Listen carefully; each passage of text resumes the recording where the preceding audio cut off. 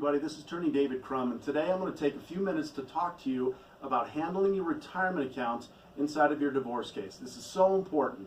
So really there are three different types of accounts that most people have relating to retirement in their divorce cases.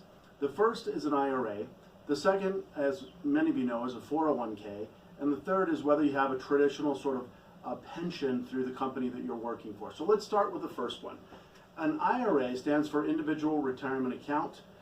These are the easiest accounts to divide. Okay, the value is essentially the value at the time that you divide them, and a division is nothing more than putting it in your final documents, and then often all you have to do is send a letter of instruction to the institution that's managing that account, and they'll divide it if that's what you're asking them to do. The second retirement account, known as a 401k, very similar to an IRA, but as you know, it's through your work, through your employment. It's valued a lot like an IRA, meaning the value is going to be the value at the date that you decide to divide, but the division is a little more complicated. It's done through a special order that's filed after your case is over. It's called a Qualified Domestic Relations Order. People call it QDRO for short. The attorneys prepare that.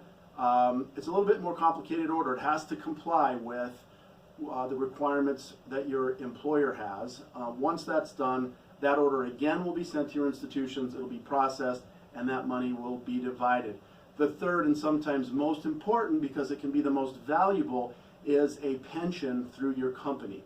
So the pension itself is typically looked at by how many years you were married over the years that you were working.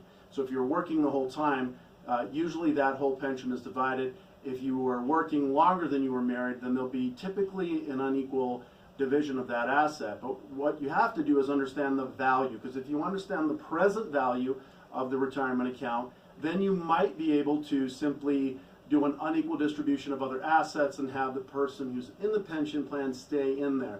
But very often, listen to me now, very often it is worth so much money that it cannot be divided. The pension itself has to be divided. There are crucial questions like how and when that is going to be divided, if it's going to be divided before or after the person who's working retires. Once those things are settled, then again an order has to be prepared at the end of your case. It's a lot like a QDRO. A lot of it's called a QDRO. It might be called something else depending on your pension. Those are the three in a nutshell. Please pay attention to this. It's one of the most important and most valuable assets you can have, and go out and do great things in your divorce.